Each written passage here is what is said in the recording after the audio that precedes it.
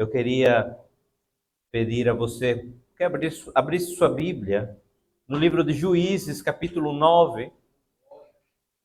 Juízes, capítulo 9. Tem uma alegoria aqui de um homem chamado Jotão. E vou ler rapidamente apenas essa parte, depois vou fazer um contexto histórico rapidamente, para que você entenda como se passou essa história. E diz assim então, verso 7 do capítulo 9, a partir do verso 7 do capítulo 9 de Juízes. Diz assim então a palavra do Senhor: quando soube disto, subiu ao topo do monte Gerizim e gritou para eles. Jotão está falando isso: ouçam-me, cidadãos de Siquém, para que Deus os ouça. Certo dia, as árvores saíram para ungir um rei para si. Disseram à oliveira: seja o nosso rei. A oliveira, porém, respondeu: deveria eu renunciar ao meu azeite, com o qual se presta honra aos deuses e aos homens para dominar sobre as árvores? Então as árvores disseram à figueira: venha e reine sobre nós. E a figueira, porém, respondeu: deveria eu renunciar ao meu fruto, tão saboroso e doce, para dominar sobre as árvores? Depois as árvores disseram à videira: venha e reine sobre nós. A videira, porém, respondeu: deveria eu renunciar ao meu vinho, que alegra os deuses e os homens, para ter domínio sobre as árvores? Pode ser até aí no momento. Esse texto é uma alegoria que Jotão, que é filho de Gideão, quantos lembram de Gideão? Gideão, para este entonces, já tinha morrido. E Jotão é filho dele, mas Gideão teve outro filho. E aqui Jotão está contando uma alegoria, uma história, ou uma parábola, se você quer dizer assim melhor. E isto fala mais a respeito de outro homem que também é filho de Gideão, que o nome dele é Abimeleque. E nesse contexto que nós estamos lendo, Abimeleque, se você vai ler a partir do verso 1 do capítulo 9, ele então vai para a casa do seu pai, quando já Gideão estava morto, e vai solicitar que ele deveria reinar sobre o seu povo, sobre toda a sua família. E aí então, Gideão, para você ter uma ideia, teve cerca de 70 filhos. Era o fraco, né? 70 filhos, somente.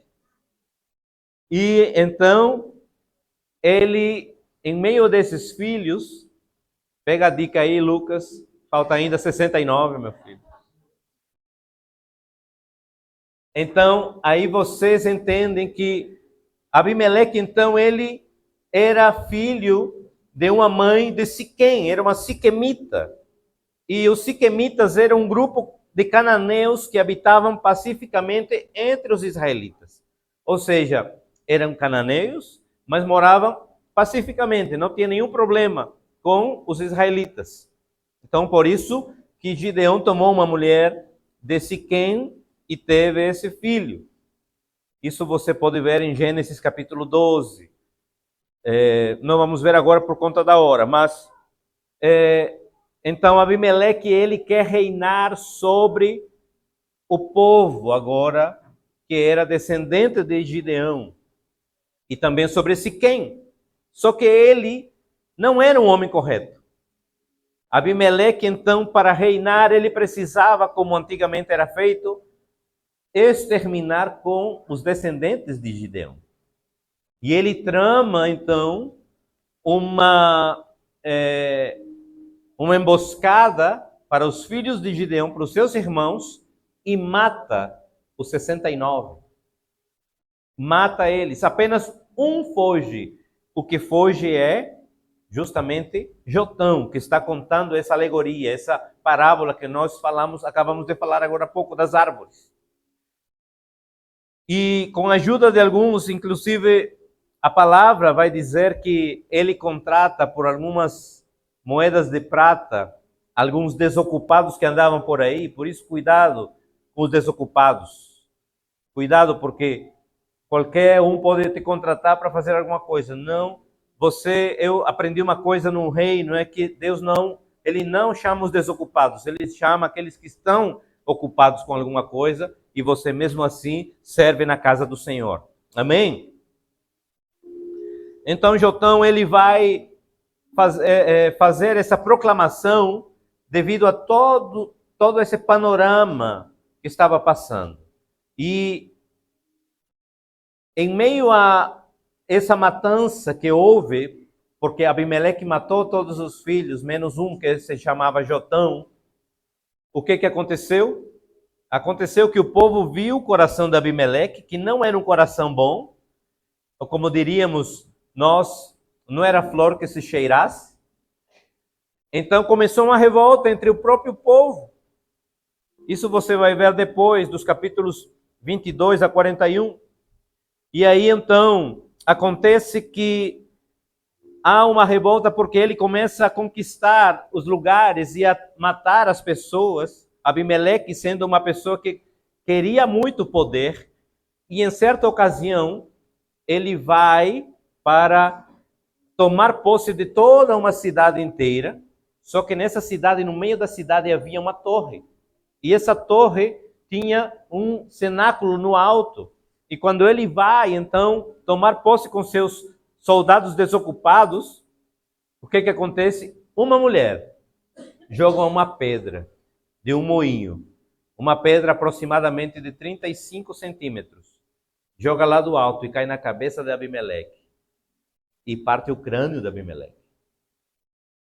Só que ele aí não morre ainda, mas ele disse assim para o seu servo, disse assim: olhe, para que ninguém diga que uma mulher me matou, meta a espada em mim para eu morrer logo. E assim aconteceu.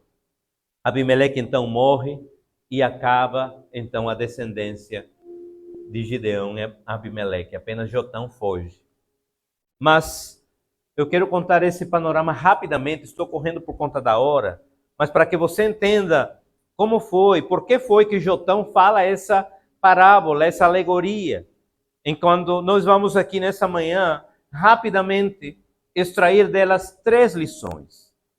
3 lições dessa parábola que Jotão conta. Eu queria que você abrisse sua Bíblia em Provérbios capítulo 14, Provérbios capítulo 16. Provérbios capítulo 16, na parte 4, no verso 4, na parte A, perdão. Provérbios 16, 4, na parte A. O Senhor, Ele faz tudo para o seu devido. Olhe para seu irmão e diga assim: tudo que o Senhor faz é para o seu propósito. Amém? Então, uma coisa que eu quero que você entenda nessa manhã é que todos nós temos um propósito na vida. Você não chegou aqui, você não veio a esse mundo apenas para existir. Você nasceu com um propósito. Você nasceu com um propósito. E esse propósito de Deus para nossas vidas, veja aí Efésios capítulo 2, verso 10. Efésios capítulo 2, verso 10, diz assim, que porque fomos feitos por Deus, vamos ler todos juntos, 2, 3? Porque fomos feitos por Deus, criados em Cristo Jesus, para as quais Deus preparou previamente para que andássemos nelas. Olhe para seu irmão e diga assim: você foi criado com o propósito de fazer boas obras. Muito bem. Então, o propósito que Deus tem para nós como igreja, como filhos dele, é para que façamos boas obras, obras que ele já preparou. Quando Deus criou o homem ou a humanidade, ele abençoou e deu uma ordem: sejam férteis e multipliquem-se, enchem e subjuguem a terra, dominem sobre a criação. Gênesis 1, 28, não precisa abrir. Mas quando nós obedecemos e permanecemos firmes ao propósito de Deus para nossas vidas, Ele nos guarda em perfeita paz. Isaías 26:3. O que diz Isaías 26:3? Quem lembra? Márcio vai ajudar vocês aí. Isaías 26:3. Tu guardarás em perfeita paz aquele cujo propósito está firme, porque ele confia em ti. Esse texto talvez define, é a melhor definição, do que é ser próspero. Ser próspero não é ter muito dinheiro no banco. Ser próspero não é ter muitos bens, muitas casas e muitos carros. Ser próspero é aquele que é guardado por Deus em perfeita paz, porque o seu propósito está firme nele. Isso que é ser próspero. Quando alguém chama para você e diga assim, qual é a sua definição de prosperidade? Isaías 26:3. Pode dizer sem medo de errar, porque essa é uma definição excelente de como somos prósperos. Então, a primeira lição que eu queria que você entendesse é que temos um propósito de vida. E esse propósito precisa ser cumprido. Por isso nós entendemos que quando Jotão está falando sobre as árvores, o que as árvores dizem? Primeiro, a árvore vai dizer à oliveira, porém, a oliveira respondeu, verso 9 do capítulo 9 de Juízes, deixaria eu o meu óleo, ou azeite, em outras versões, apreciado por Deus e pelos homens, para dominar sobre as árvores?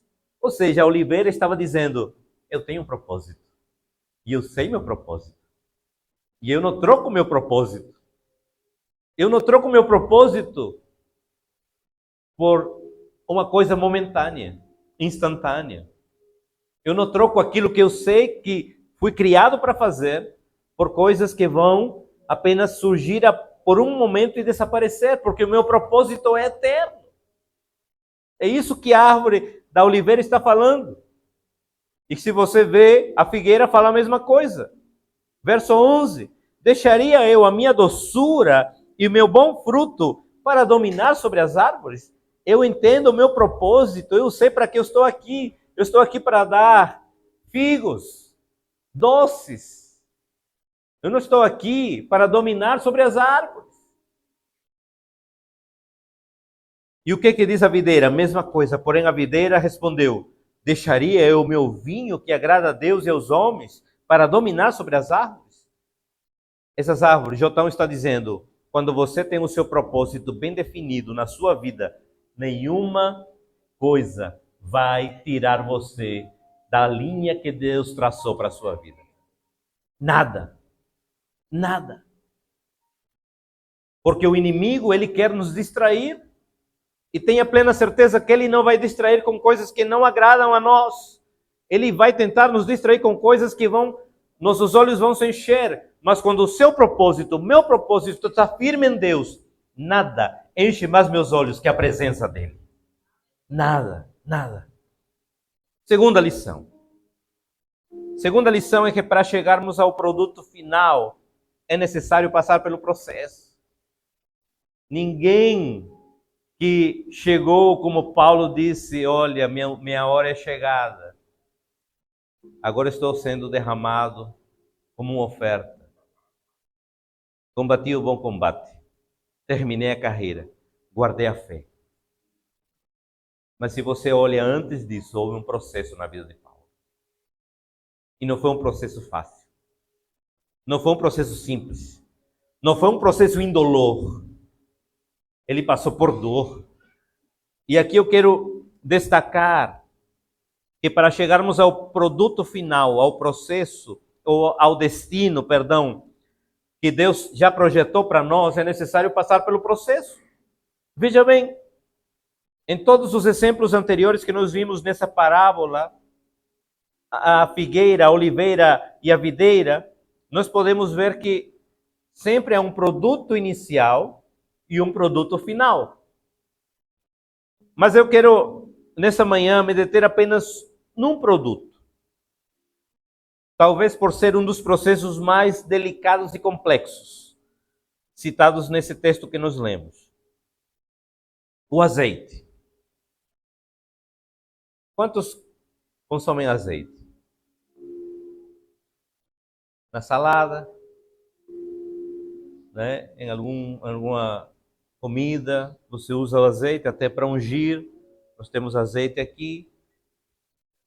Nos tempos antigos, existia uma moenda. E nessa moenda haviam 4 pedras, pelas quais a oliveira precisava passar para poder extrair o azeite. Cada uma dessas pedras, ela moía no processo de uma maneira diferente e com uma finalidade diferente. Então essas pedras, a oliveira, ela passava por essas pedras.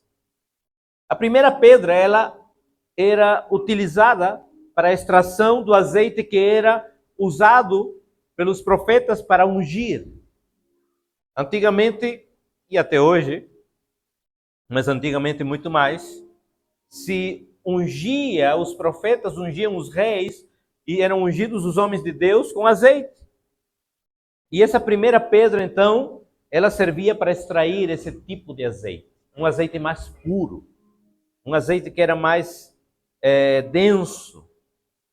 Mas a segunda pedra era utilizada para a extração do azeite que era utilizado para a alimentação. Ou seja, para aquele azeite que nós consumimos. O azeite de oliva, da oliveira. A terceira pedra era utilizada para a extração do azeite que era utilizado para as lâmpadas. Porque também era para tipo combustível. Já era um azeite menos puro. Que não servia para o consumo, mas apenas para ser queimado. E a quarta pedra era utilizada para a extração da borra da azeitona. Que antigamente eles usavam para quê essa borra? Para fazer o sabão, sabonete, sabão, para limpeza. É interessante que quando se trata da vida cristã, esse processo ele é diferente. Se você hoje dizer assim, eu sou uma oliveira. Na verdade, a oliveira aqui somos todos nós que somos cristãos. Somos todos nós que somos filhos de Deus. E veja o processo que Deus quer que você e eu passemos. Muitas vezes nós queremos chegar logo ao produto final. Ah, como é bom, né? Como eu queria estar aí no lugar do pastor Esteban, que está aí ministrando, que está com o blazer. Mas você não sabe o que eu passei para chegar aqui. O processo que eu enfrentei. Porque automaticamente nós, como humanos, somos todos iguais, amados. A gente quer logo chegar ao produto final. Queremos chegar logo onde já estamos vendo a pessoa que está na frente. Mas não é assim na vida cristã. Precisamos passar primeiro pela quarta pedra. A quarta pedra, lembrem, ela tira o quê? A borra da azeitona.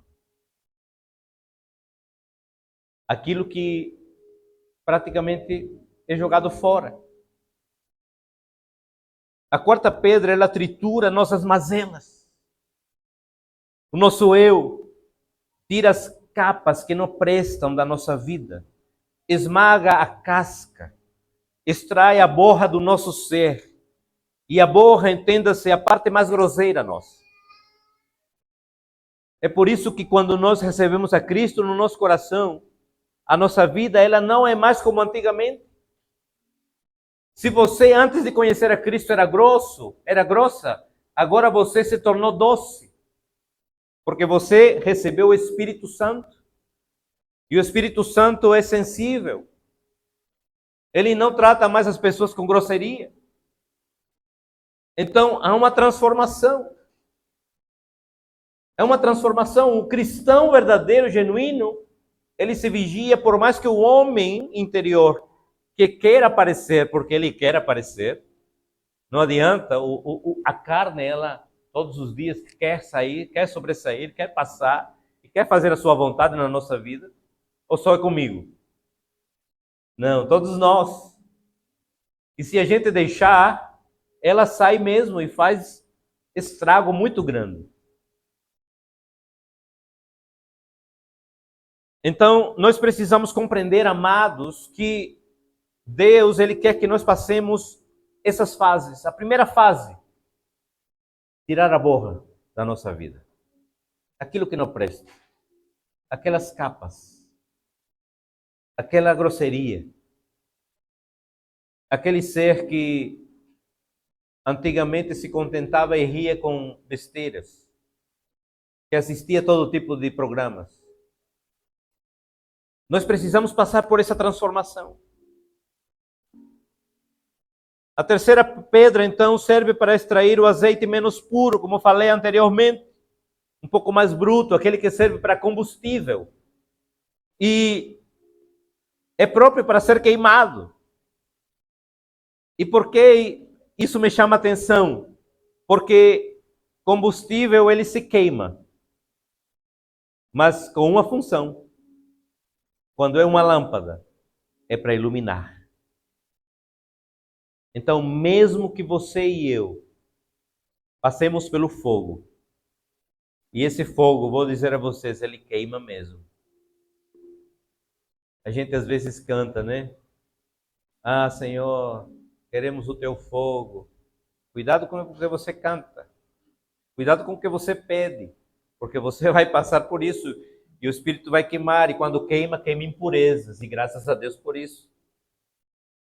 Eu fiquei um pouquinho mais queimado, mas não foi pelo fogo, é porque, né? Já nasci mais queimadinho. Mas, amados, eu quero dizer a vocês que não há fogo melhor para se queimar do que o fogo do Espírito, porque ele tira as impurezas, porque ele tira o que não presta, ele queima tudo o que verdadeiramente não deve existir em nossa vida. A segunda pedra, então, serve para extrair o azeite um pouco mais puro, com a finalidade nutricional, alimentícia. É nesse processo que o Filho de Deus, ele vai se tornando um instrumento para alimentar aqueles que precisam ser alimentados.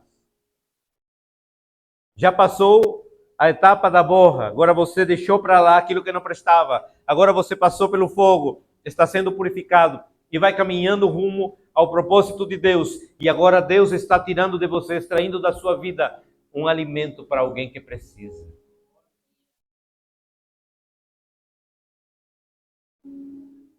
Agora você está alimentando pessoas, alimentando vidas. Passando pelo processo, sendo moído ainda, mas sendo moído agora sim para alimentar os outros. Para poder ajudar o próximo. Para poder pregar as boas novas. É nesse processo que Deus começa a formar liderança. É nesse processo que Deus começa a tornar você e eu instrumentos para aqueles que estão com fome da palavra. Depois, então, nós vamos passar pelo último processo, a quarta pedra. Aí sim, depois de termos passado pela primeira pedra, que é para extrair a borra, para tirar as mazelas, depois de ter passado pela segunda pedra, que é para ser queimado, muitas vezes, para poder ajudar os outros, depois de passar pelo processo de alimentar os outros, agora sim, Deus quer que você passe pelo processo para ser um instrumento de unção para os outros. Porque lembre que essa primeira pedra, ela é para poder extrair o azeite que unge. Um azeite que possa ungir as pessoas. A pedra que extrai um azeite sem nada de partes grosseiras, purificado, e já com a finalidade nutricional, está pronto para ser usado como um servo. Sabe por quê, amados? Porque estar aqui, à frente de uma igreja, não me faz melhor do que você. Porque estar com o título de pastor de uma igreja não diz que eu sou o cara. Estar aqui apenas me traz uma responsabilidade a mais do que você. Mas a função e o encargo, ela não pode me elevar a achar que eu sou melhor do que você. Nós estamos nivelados pela graça de Deus. E eu sempre digo uma coisa e gosto de repetir isso. Você não precisa da oração do pastor. A palavra diz que você é sacerdote, que você tem autoridade. A autoridade não foi delegada apenas ao pastor da igreja. A autoridade é para todos que são filhos e filhas de Deus. A sua oração é tão eficaz como a minha. Isso não depende de título. Isso é filiação. Se você é filho, então você tem autoridade. Logicamente que se você quer que nós possamos orar juntos, vai ser uma bênção. Mas nunca diga que a oração do pastor é mais forte, porque isso não existe. Ah, porque você está mais ligado aí. Olha, todos estamos ligados. Agora, se há uns com mais intimidade que outros, aí é cada um que vai buscar. E não pense que quanto mais você chega a um nível maior de liderança, é para descansar ou para ser servido. Jesus não veio para ser servido, ele disse: eu vim para servir. Eu fico triste quando vejo tantos líderes espirituais sendo servidos com camarins, com holofotes. Onde ficou a humildade? Cuidado, porque nossa essência é de servos. Porque eu vim para servir, disse o Senhor. E assim eu quero dizer, eu vim para servir e não para ser servido. Certa vez eu estava limpando, porque aqui nós temos uma escala onde cada um de nós, inclusive eu, e eu sou o primeiro, vocês sabem que estão no grupo, de colocar o meu nome para limpar aqui a igreja. Estava limpando e chega um irmão e disse: mas pastor, está limpando a igreja? Sim, estou limpando a igreja. Mas como é possível? Tanta gente na igreja? Sim, tanta gente na igreja, mas eu também estou na escala. Eu também limpo o banheiro. Sabe por quê, amados? Porque para chegar ao propósito que Deus tem para a minha vida e o propósito que Deus tem para a sua vida, a gente precisa passar pelo processo. Eu não vi ninguém que pulou processo se dar bem na vida. E mesmo estando no lugar que eu estou hoje, isso não me isenta de poder fazer a obra de Deus. Aliás, para mim é um prazer poder receber você estando tudo limpinho, bem arrumado. Porque se eu quero fazer isso em casa, por que não na casa do meu pai? E tem gente que acha que limpar a igreja, limpar os banheiros é um serviço que não é digno para ele. Nessa igreja, você só será líder se aprender a limpar banheiros e a igreja. Amém? Pouco amém. A terceira lição, amados, para terminar, é que o resultado que compreendemos, ou de compreendermos, na verdade, os propósitos de Deus para nós, e estarmos dispostos a passar pelo processo de Deus em nossas vidas, naturalmente trará recompensas e promessas que vão se cumprir na nossa vida. Naturalmente. Por isso eu quero dizer a você, meu amado, minha amada, você que já é da igreja, você que nos visita, se você quer realmente seguir a Cristo, entre no processo. Ah, pastor, mas vai doer. Vai doer. E deixa eu falar uma coisa para você. A dor não para nunca até ele vir, como o Gerlano falou, até que ele venha. A dor não vai parar. A dor não vai parar. Nós precisamos compreender, amados, que quando estivermos nesse mundo, vamos passar por dificuldades, por aflições, por problemas. Vamos passar. Agora, em quem eu estou confiando? Em mim? Na minha performance? A minha confiança tem que estar no Senhor. A minha confiança é nele. Porque eu não dependo de homens, eu dependo dele.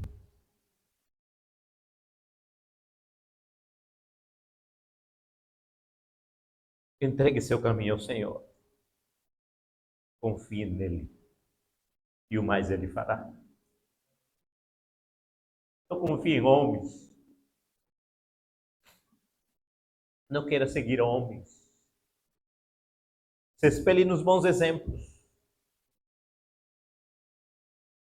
Mas não fique olhando em homens, porque nós somos falhos. Eu sou pecador. Eu sou um miserável. Que pela graça de Deus, eu estou aqui conduzindo a igreja dele. Não é a minha igreja, é a igreja dele. Passe pelo processo. Deixe-se ser moído. Não é fácil, mas é pior queimar no inferno. É melhor passar nas mãos de Deus. Passar pelo processo. Ser moído, queimado pelo Espírito, do que terminar queimando no inferno. É muito melhor, amados.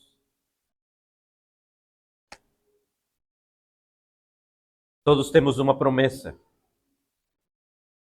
para os nossos dias.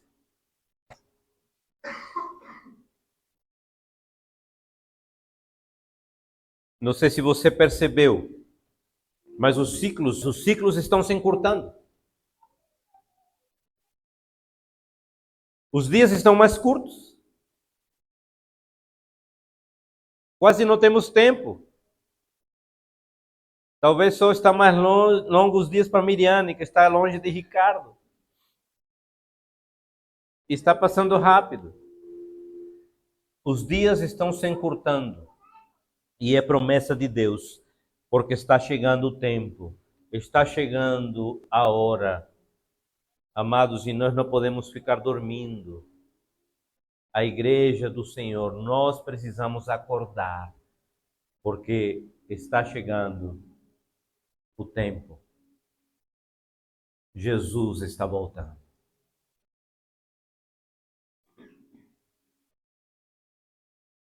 Jesus está voltando. Amados, quando formos chamados por Deus para cuidar de vidas e murmuramos, muitas vezes nós estamos dizendo que Ele nos amaldiçoou com o chamado. Tenha cuidado. Mas, Senhor, aquele abençoado, Senhor, não aguento mais, cuidado.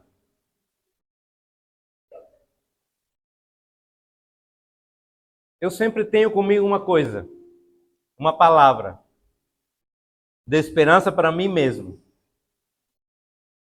Se Jesus teve 12 e tinha Pedro, Judas, por que eu quero uma igreja perfeita?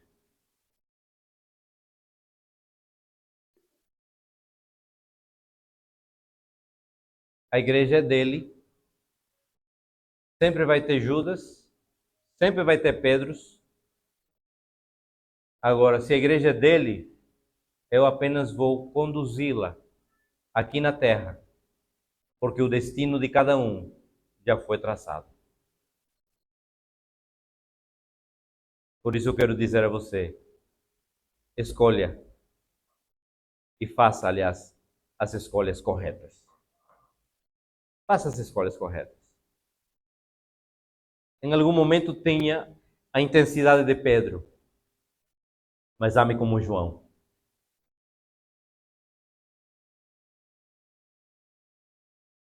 E tenha o coração de Jesus. Feche seus olhos. Baixe sua cabeça. Eu não sei se nessa manhã tem alguém que ainda não entregou sua vida a Jesus.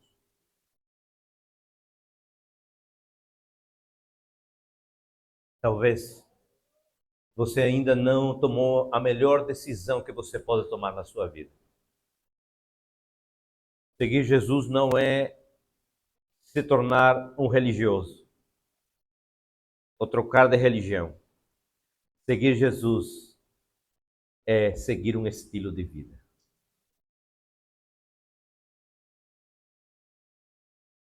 Se você ainda não entregou sua vida a Jesus, eu quero convidar você no seu lugar, ficar em pé, para nós podermos estar orando pela sua vida.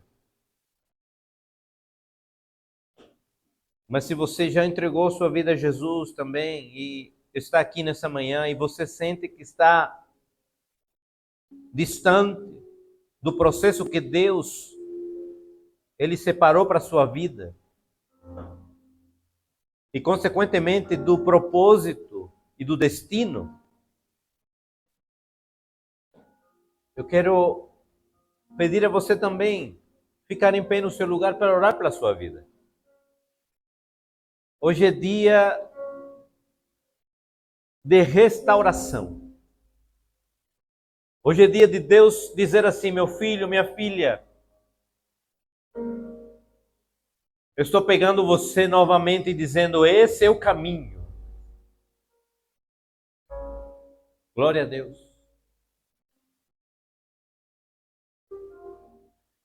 É tempo de rever nossos conceitos.